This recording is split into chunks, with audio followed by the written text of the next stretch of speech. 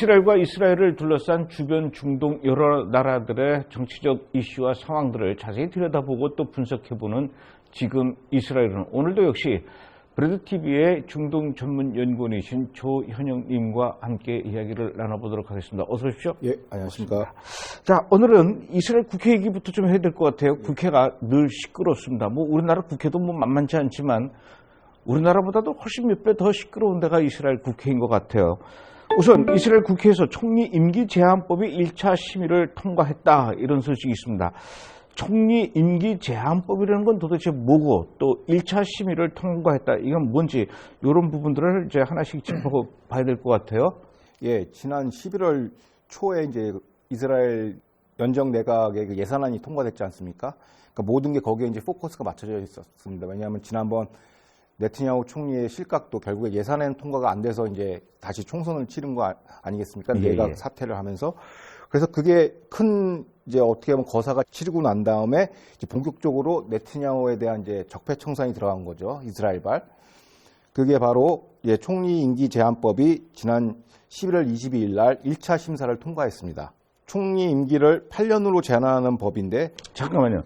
1차 심사를 통과했다라는 거는 그럼 앞으로 2차, 3차, 4차 계속 남아있다는 얘기입니까? 아, 그게 이제 총 3차까지 있습니다. 아, 3차. 예, 왜 그러냐면 이게 이스라엘의 권력 구조 관계를 이제 설정하는 법령이다 보니까 지난번 방송에서도 말씀드렸지만 이스라엘 헌법이 없어요.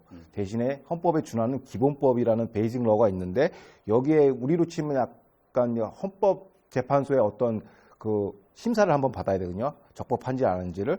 그래서 총 3번의 그 심의 절차를 거치는데 그 중에서 1차 끝나고서 그 2차로 넘어가기 그 중간에는 이제 기본법 심사를 한번 이제 리딩이라고 하죠. 그들 표현을 한번 심사를 쭉 보게 돼 있는데 이것도 심사하고 헌법에 부합하냐 안 하냐를 판단하는 게 또 투표를 또 합니다. 그래서 마지노선이 62표를 통과하면은 이제 2차, 3차로 넘어가게 되죠. 그래서 총 엄밀히 해서 4차입니다. 이제 회차는 3차인데 중간에 이제 헌법 심사를 한번 받아보기 때문에 총 4차에 거쳐서 하게 됐고요. 근데 요번에 찬성이 66표 나왔고 반대가 49표 나왔습니다. 이 얘기는 뭐냐면 이제 크네세트 안에서의 이제 이 법안에 대한 찬성 기조는 쭉 유지될 거다. 3차까지라고 했고, 이번 법안에 연정에 참여하고 있지 않지만은 외곽에 있는 조인트 리스트가 지지를 함으로써 이제 66표 이제 압도적으로 이제 넘겼죠.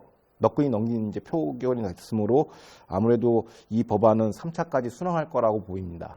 조인트 리스트면 아랍 정당들이죠. 예, 예. 야, 아랍 정당에 또 그 네타냐후를 아주 그냥 그 고사시키려고 글로 붙었군요. 여당 쪽으로. 예, 예. 근데 임기 제한법이라는 건 뭡니까? 그러니까 임기 제한법이라는 게 이제 4년 해서 이제 8년이지 않습니까? 연속해서 8년 정도 그 임기 규정을 뒀는데 네타냐후 전 총리 같은 경우는 뭐 초창기에 한번 하고 중간에 쉬었다가 또 한 12년 하고 이렇게 해서 했는데 8년 연임은 이제 불가하게 돼 있는 거예요. 8년 연임이 불가라고요? 예. 그러니까 4년 임기 끝나고 나서 재선해도 안 된다는 겁니까? 예, 4년 하고 재선 승리해서 8년까지. 그렇게 연임을 할 수 있다, 그죠? 예, 연임. 그러니까 맥시멈이 8년이라는. 맥시멈 8년. 대통령제에서 미국 같은 경우 4년 중임제 아닙니까? 네. 한 번 당선되고 또 세컨 텀 당선되고 거기까지 끝. 근데 예외 조항이 들어가 있는 게 중간에 단임하고 중간에 3년 텀이 있고, 그러니까 실각되는 것이죠. 3년 지나고 다시 이제 입후보해서 당선이 되면은 그때부터 다시 8년 카운트가 시작이 되는 겁니다. 리세트가 되고. 그 중간에 이제 3년 공백이 있느냐 없느냐가 요번 법안의 어떻게 보면 핵심 골격이라고 할 수 있습니다. 그게 그 베냐민 네타냐후를 다시 입각하지 못하게 하는 그 법안이라는 거는 어떤 의미가 있는 겁니까, 그러면? 그러니까 이제 이게 권력 구조에 관한 진짜 진지하게 우리가 너무 장기 통치가 안 좋다, 뭐 이런저런 적폐들이 있다라고 한다면은 3년이란 규정을 중간에 두면 안 되거든요. 그럼 거기에 또 부합하는 여러 가지 제도도 장치를 해야 되는데 그 지금 실질적으로 야권에서도 이거를 네타냐후 저격 법안이라고 보는 이유가 이 3년 조항 때문에 그렇거든요. 3년의 그 공백기를 가져야 된다. 왜냐하면 네타냐후의 그 물리적인 나이가 일단 고령이기 때문에 이건 해당 사항 되는 사람은 네타냐후밖에 없어요. 그렇기 때문에 이거는 네티냐후를 위해서 테일러드된 뭐 이게 맞춤형 정장처럼 딱 콕 집어서 이제 적용용 이제 법안이라는 비판들이 지금 쏟아지고 있죠. 맞춤형 법안이라는 거를 영어로 테일러라고 이렇게 얘기하는 거군요. 그 맞춤 정장이니까 정장. 테일러드 이 붙여가지고. 그렇게 표현하는군요.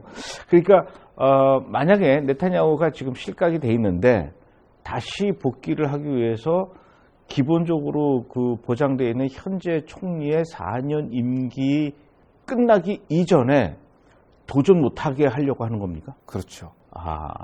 그럼 4년 현재 그 총리 라피드하고 베네트 총리 예. 4년 임기가 모두 끝날 때를 기다렸다가 그 뒤에 재선 다시 도전할 수는 있는 거죠. 예, 물리적으로는 가능하죠. 물리적으로는 가능하지만 그때는 너무 이제 나이가 늦었다. 고령이고 뭐 정치 상황이라는 게 특히 또 이스라엘 정치 상황 굉장히 급변하는 또 우리나라 정치와 마찬가지로 내년 후가 어떻게 될지 모르고. 그럼 베네트하고 라피드 이 정권 입장에서는 자기네들이 4년 동안 그 집권하는 동안만큼은 철저하게 보장받고 싶다 이 얘기겠네요. 그럼.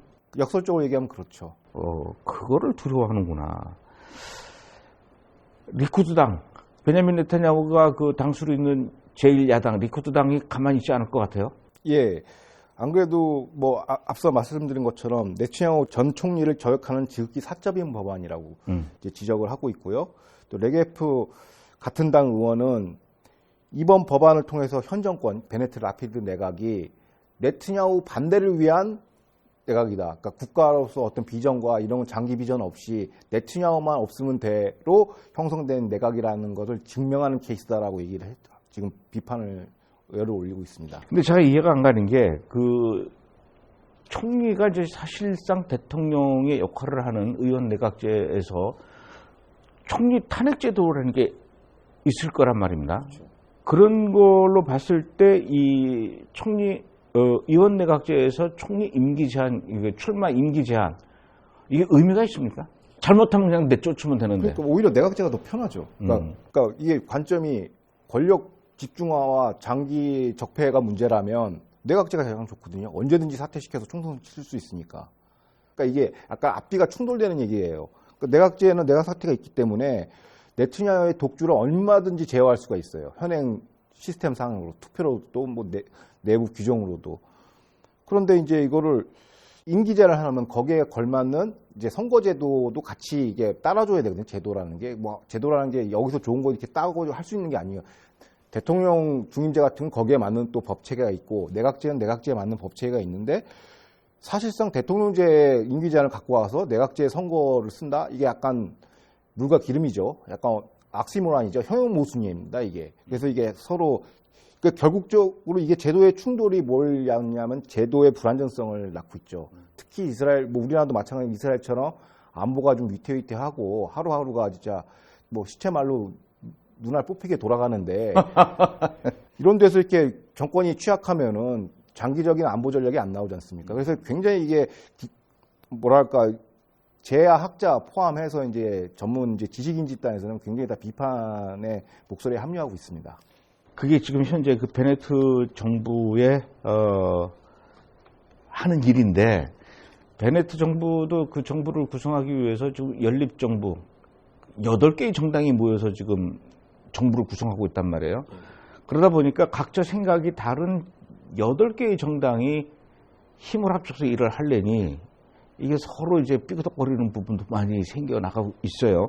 그 중에 하나가 지금 이번에 그 예산안 통과된 이후로 이스라엘의 정착촌 문제, 요것도 지금 그 연정 내부에서 그 굉장히 심각하게 삐그덕거린다는 얘기가 있어요.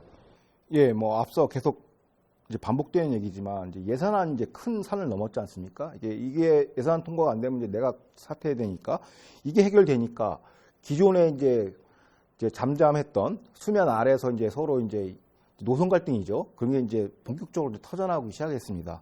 대표적으로 이제 진보 좌익 정파인 노동당과 메르츠 정당이 유대인 정착촌 건설을 반대하고 나섰습니다. 근데 새 희망당 엘킨 주택건설부 장관이 지난 10월 달에 2026년까지 유대인 정착민 3,000가구를 목표로 유로단 계곡의 건설 계획안을 발표했거든요. 그리고 올해 7천만 달러 규모를 예산 집행을 해서 1,500채의 21개 유대인 정착촌 건설을 집행에 들어갔습니다. 이제 거기에 대해서 이제 노동당 미켈리 교통부 장관이 이제 그걸 반대하고 나섰죠. 와, 정착촌을 21개나 더 만드는군요. 예, 예. 와. 그런데 이런 일들을 추진하겠다라는 건 이제 건설부 장관인데, 건설부 장관은 새희망당. 예. 이것을 반대하는 게 교통부 장관인데, 교통부 장관은 노동당. 예. 이게 정당이 달라요. 예, 예. 그래서 이게 충돌이 일어나는군요. 일단 노선이 다르기 때문에 새희망당과 노동당 다르고, 여기에 또 같은 범좌익 정파인 메르츠당까지도 가세해서 엘킨 장관에게 공개 서신을 보냈습니다. 정착촌 강행 시 연정 해체를 우려할 수도 있다라고 경고성 메시지를 날리고 있죠. 우리나라도 예를 들어서 무슨 관광부하고 또 질병관리청하고 서로 얘기가 다르면은 국무총리나 이런 분들이 이렇게 적당히 잘 조율합시다 막 이렇게 하는데 여기는 그게 잘 안 될 것 같아요. 그러니까 총리실 산하에 우리나라 국무조정실장이 있죠. 그래서 하는데. 조정실장. 예. 근데 이거는 이제 굳이 노동당 교통부 장관, 오케이, 건설하려면 교통인프라 필요하니까 유관부서라고 볼 수 있는데, 난 메르츠당은 이해가 안 가요. 메르츠당은 이제 이해가 안 가는 뭐죠. 그래서 이게 근거 사유로 이제 팔레스타인 외교 갈등을 이제 그걸 이제 건너놨으니까 이제 이게 복합적인 거죠. 그럼 만약에 메르츠 정당하고 그 노동당하고 또 이 새희망당하고 교통부 장관하고 건설부 장관하고 서로 의견이 맞지 않아서 충돌이 돼서 나는 이제 도무지 저 교통부 장관하고 일을 못하겠다고 뛰쳐나가게 되면 정당이 새희망당이 뛰쳐나간다 또는 노동당이 뛰쳐나간다 그러면 연정이 깨지는 거 아닙니까? 그렇죠. 이론상으로는 깨지는데 이제 이게 서두에도 말씀드렸지만은 이게 네트냐후 축출을 위한 그 정당이기 때문에 이렇게 좀 시체화로 표현하면 그렇지만 야합의 귀재들이죠. 왜냐하면 베네트와 라피드가 이 과정을 다 이제 컨트롤했던 사람 아닙니까? 그러면 총리실에서 한번 조정이 들어간다든지 아니면 후임 총리인 이제 라피드가 정치력을 또 발휘할 수도 있고 그래서 이 베냐민 네타냐후가 예를 들어서 이제 교통부 장관하고 건설부 장관 그 사이에 막 이간질을 해서 결국 누구 하나가 뛰쳐나오면은 연정이 깨지면서 바로 이제 또 선거 들어가서 이렇게 하려고 했는데 적어도 그거를 3년 동안은 못하게 하겠다. 그렇죠. 그게 법안이군요. 예, 이제 이해가 간다. 감독님도 이제 말씀하셨다시피 이 내각은 상시적인 정치 리스크를 안고 폭탄 이제 쥐고 가는 거기 때문에 네타냐후가 이제 자신하는 게 감독님께서 말씀하셨지만은 다시 돌아온다라고 이렇게 선포한 게 뭐냐면 전 내각 다 깨트릴 수 있다. 그 자신감에서 나온 거거든요. 그런데 이제 그걸 원천적으로 못하게 3년 동안은 못 깨트리게. 예. 그럼 대통령제가 훨씬 좀 안정적이네요. 그건 운영의 묘니까 제도의 문제는 아니고 저는 그렇게 보는데 이것도 솔직히 이렇게 한 것도 제대로 된 그러니까 내각제라면은 이거 헌법 불이치죠. 엄밀하게 얘기해서. 그럼 내각제 하지 말고 차라리 그냥 대통령제로 바꾸든지. 그러니까 근데 또 일본이나 영국은 또 잘 해나가고 있잖아요. 그렇죠. 근데 늘 이렇게 위험이 상존해 있는 게 이스라엘의 이 내각 의원제인 것 같아요. 예.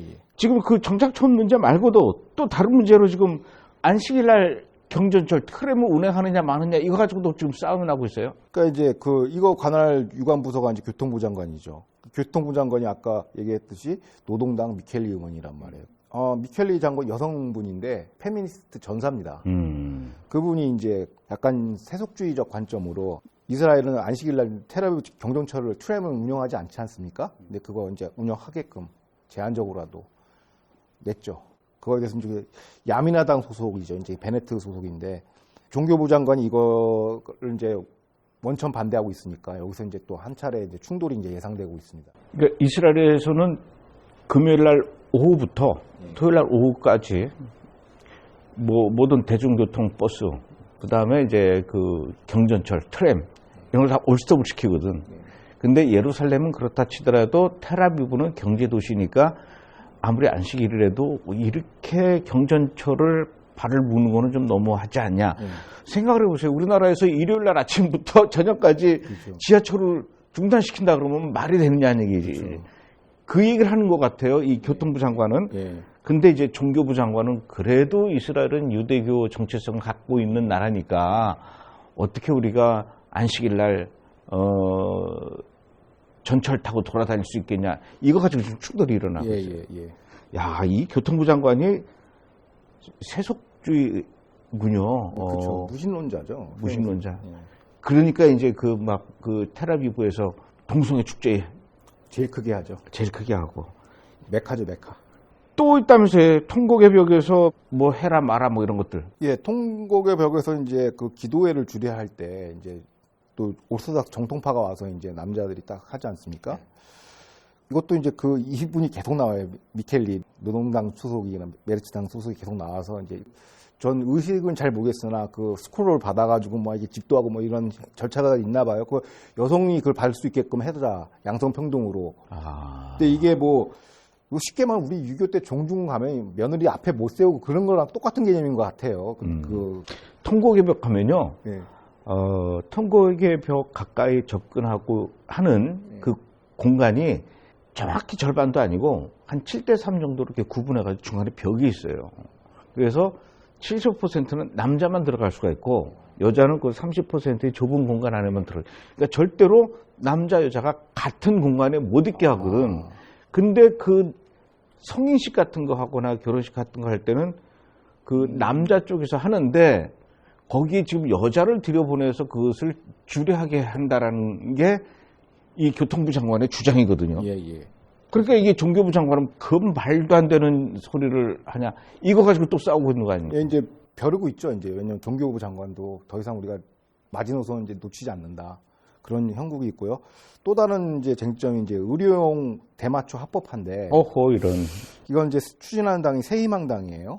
새희망당이 추진하는데 이걸 또 반대하는 건 의외로 또 메르츠당 소속의 호로위치 보건부 장관이 이걸 또 반대하고 있습니다. 근데 새희망당의 이제 정파적 노선이 이제 하스켈 의장인데 이 새희망당의 정책 노선이 우리나라에는 없는데 이제 미국으로 치면은 이제 리버테리언 노선이거든요. 좀 극단적인 시장주의자예요. 규제 다 없애고 뭐 군경도 민영화하자, 군대도 민영화하고 약간 좀 심하게 얘기하면 아나코 뭐 캐피럴리스트처럼 정부의 존재 자체를 인정하지 않는 그러니까 민간인끼리 또 하자.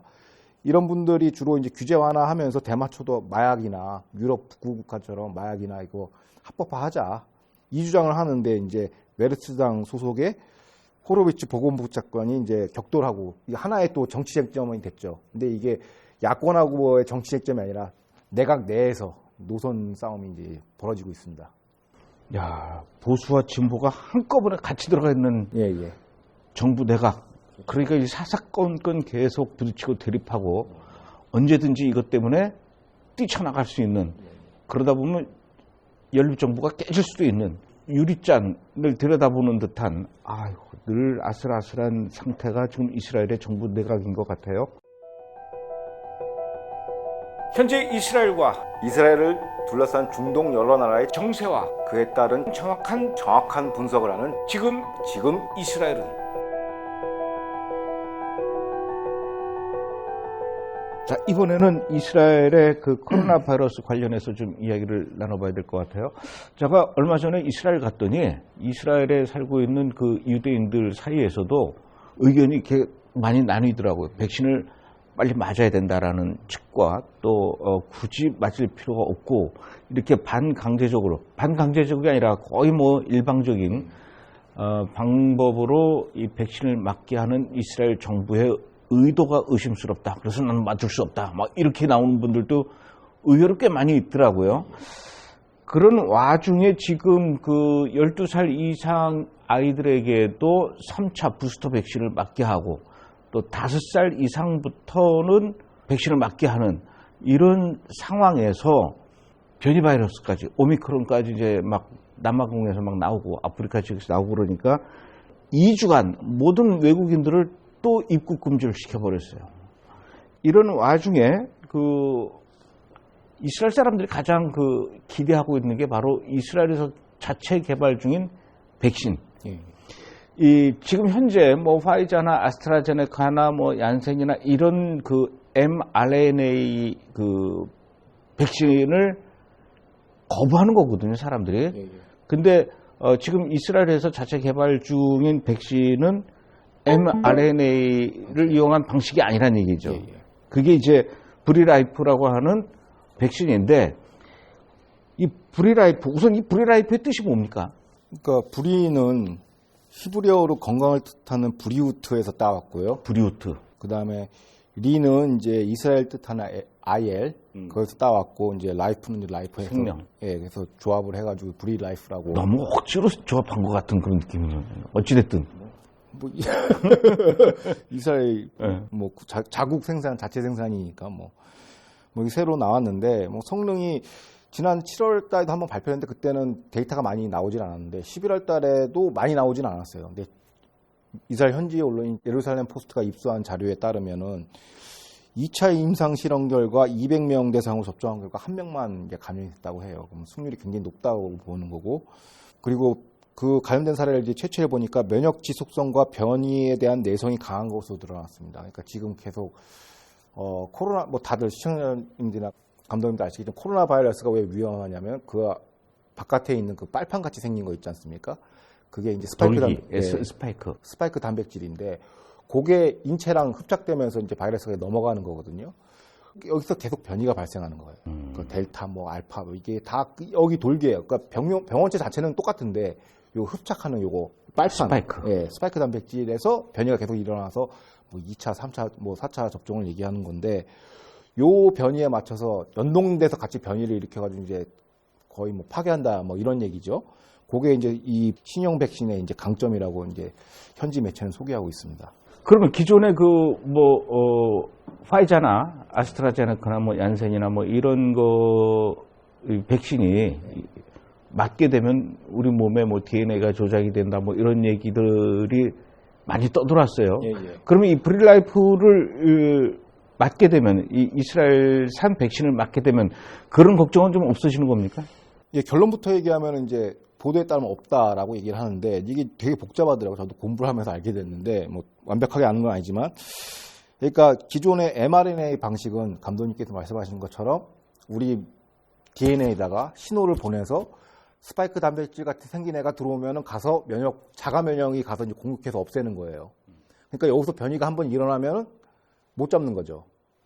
근데 신형 바이러스 이런 게 이제 소위 mRNA 방식이고 이게 이제 화이자 바이오엔테크 같은 방식이고요. 그런데 또 하나 방식이 뭐냐면 벡터 기반 바이러스가 있어요. 그 백신이 있어요. 그게 뭐냐면 그게 아스트라제네카 동일해요. 이거는.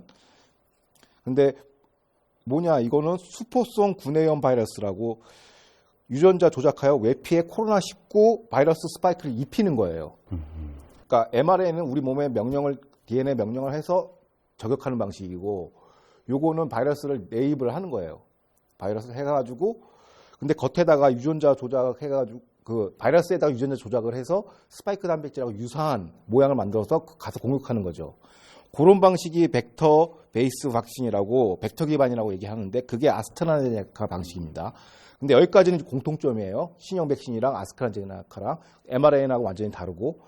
근데 아스트라제네카하고 하고 이제 브리라이프하고의 이제 차이점이 뭐냐? 왜 이제 아스트라제네카 이제 부작용도 있잖아요. 혈전 부작용이 있는데 이건 혈전 부작용이 없는 이유가 뭐냐면 생독 바이러스를 써요.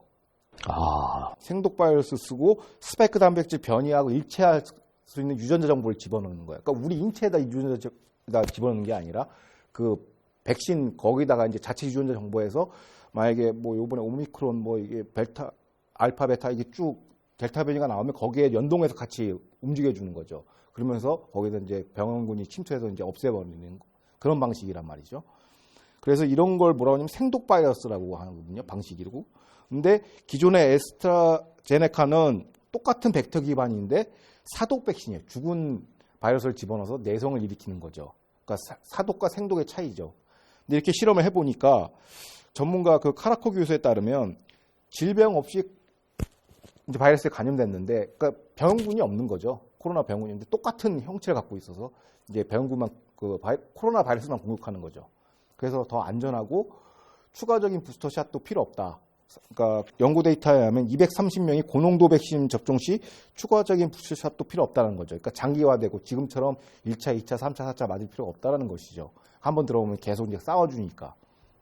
뭐 여기까지가 이제 그 현지 보도의 설명이었습니다. 만약에 이스라엘에서 개발한 이 브릴라이프가 정말로 뭐 더 이상의 백신을 맞을 필요 없을 만큼 성능이 뛰어나다고 하면은 그럼 이제 전 세계 모든 인류들이 이스라엘의 브릴라이프에 또 이렇게 줄 서는 이런 상황이 생길 수도 있겠네요. 그렇죠. 그러니까 안 그래도 예루살렘 포스트에서는 이제 뭐 신형 백신이 이제 이스라엘에서 만들어진 건 아니지만 이제 코로나 바이러스의 종결자가 되지 않을까라는 조심스러운 예측이 나오고 있기는 합니다. 그래서 근데 이 신형 백신에서 조금 더 설명드리자면은 기존의 뭐 아스트라제네카나 화이자나 조금 불안정해요. 그 플랫폼 자체가.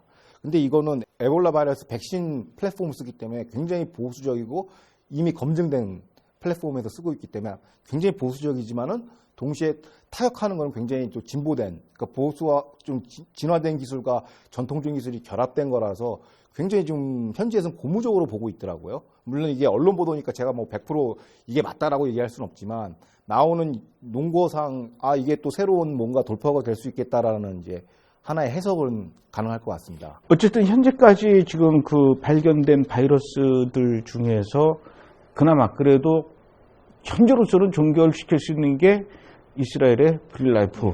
그리고 관련해서 이제 미국의 이제 유명한 이제 의학 저널인 뉴잉글랜드 저널 오브 메디슨에 이미 교차 분석에 들어갔거든요. 이 데이터를 이제 보내가지고 거기서 이제 심사를 해가지고 이게 타당성 있냐 없냐를 이제 판단하는데 뭐 나름 자신 있었으니까 전 세계에서 가장 권위 있는 의학 저널에 보냈지 않았겠냐 하는 게 제 개인적인 생각입니다. 일단 전 세계에서 이스라엘이 가장 먼저 이제 백신 접종을 시작을 하면서 그 속도도 제일 빨라서 많은 데이터들을 이스라엘이 다 갖고 있지 않습니까? 그런 데이터를 바탕으로 아마 이런 브릴라이프 같은 거를 개발을 하고 있는 것 같은데 인류에게 큰 희망이 될 수도 있지만 반대로 인류의 모든 생명을 이 브릴라이프가 쥐고 너무 극단적인 음모론일까요? 전 세계가 이스라엘의 브릴라이프에 다 고개를 숙게 되는 이런 상황이. 근데 이게 이 생산 판매 책임은 저쪽 미국 제약사거든요. 그렇습니다. 예, 기술 공유 이런 거는 이스라엘이고. 왜냐면 이 글로벌 제약사의 디스트리뷰션 망이랑 뭐 생산 마케팅 인허가 이런 조치는 이제 미국 회사가 하고 있습니다. 브릴라이프의 B가 뭐의 약자라고요? 무슨 건강. 아이고 참. 오늘은 여기까지 하겠습니다. 예, 고맙습니다. 예.